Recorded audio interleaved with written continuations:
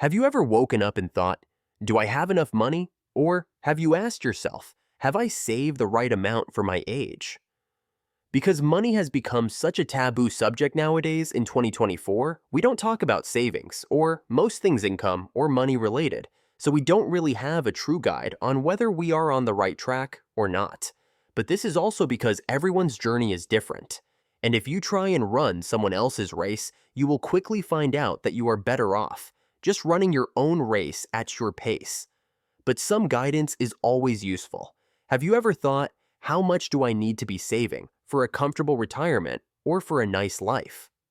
These are all valid questions that will be answered in this video. I will avoid the textbook answers and give you simple, straight to the point amounts you should be on at your age. Please do keep in mind, the numbers are a guide and will vary depending on country and area of residence. I will be honest, some of the numbers I saw when doing research surprised me, but there are ways to fast-track yourself if you feel like you are not on the right track. Let's start off with 20s. Let's say you have just come out of education and you are navigating the field of professional work, or you are embarking on an apprenticeship. The average 20-year-old in the UK has an average of less than 1,000 in savings. And in the United States, the average 20-year-old has an average of less than 1,800 in savings. Remember, this is for the age 20 years old, not 20s.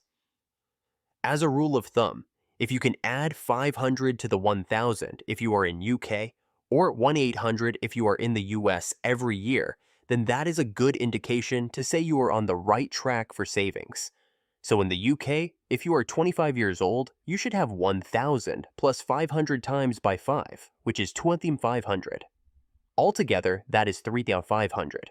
So whatever your age is above 20 years old, times 500 by that number, and add the 1,000. If you are 28 years old, you would times 8 by 500 and add 1,000. If you are 23 years old, you would multiply 3 by 500 and add 1,000. Or if you are 26 years old, you would multiply 6 by 500 and add 1,000. Use this same principle if you are living in the US areas to focus in your 20s that will help you achieve these savings guidelines.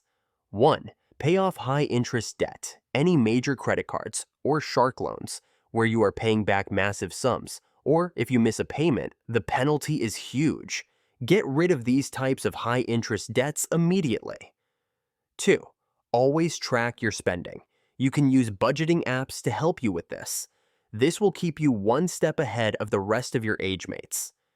And remember, the decisions you make now will reflect in your 30s.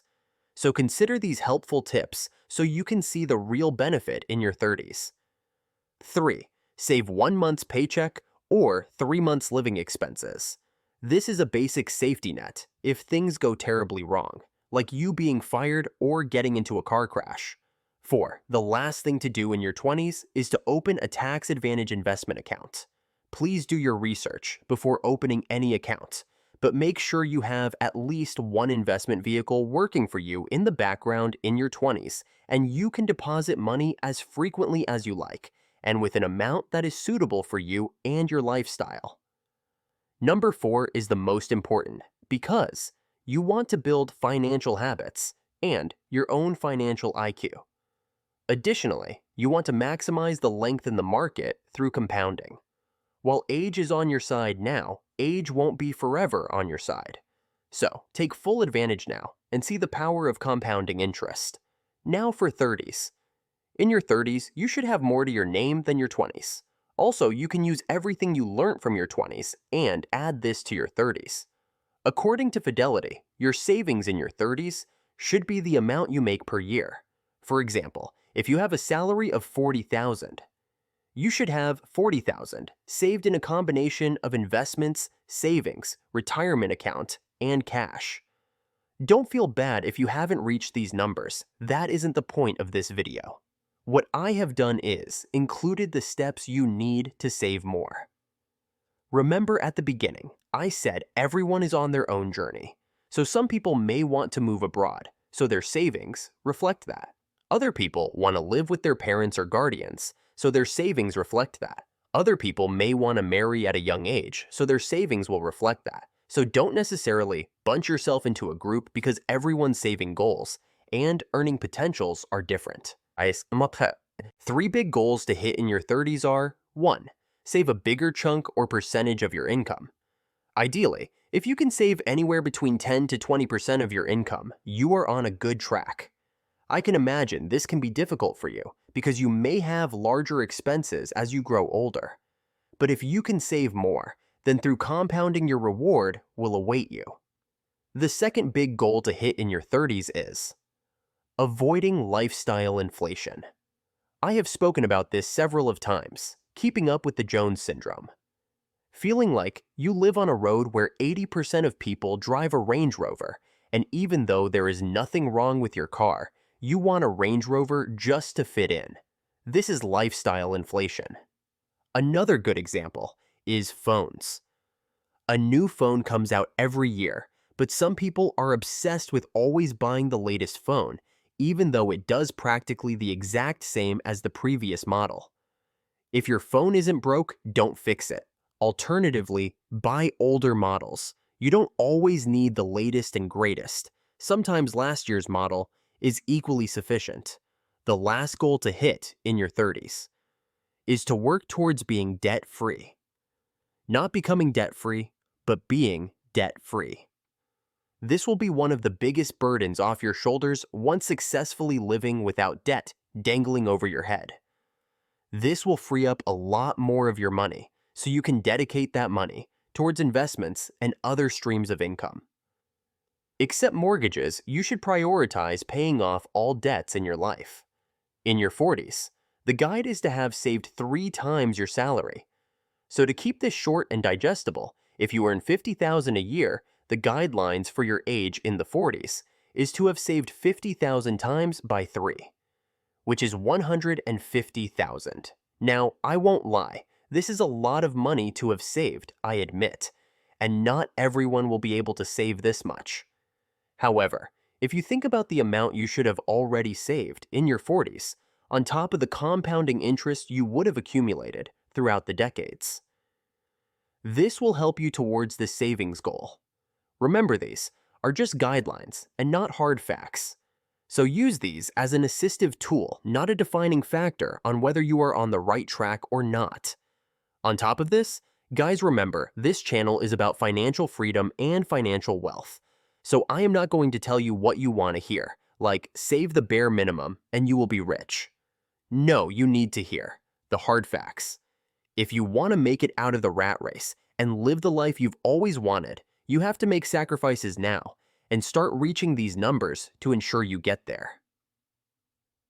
Wealth Hub IQ encourages investments, so try and think of ways you can make sure your investments, which are working on the side, are getting you as close to this 3 times your salary for those in their 40s, as well as your day job too. Look at starting a new business, investing in financially yielding assets, and more.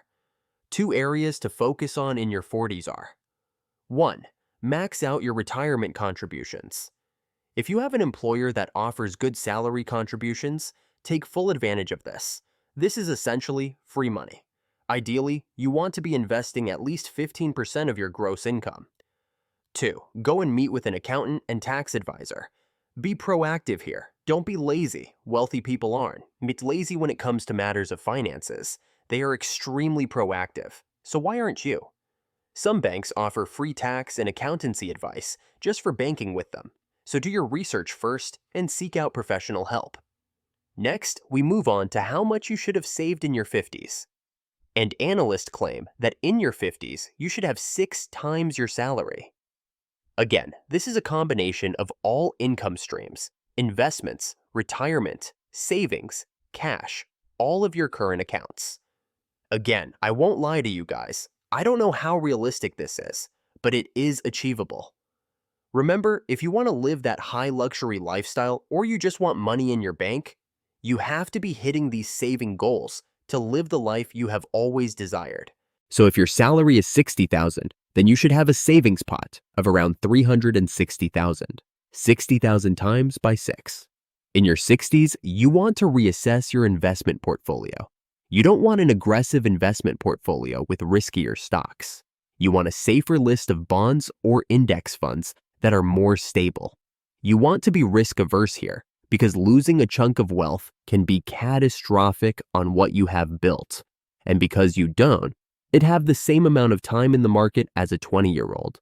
Making any lost money back can be extremely difficult. You also need to speak to a financial planner if you haven't already.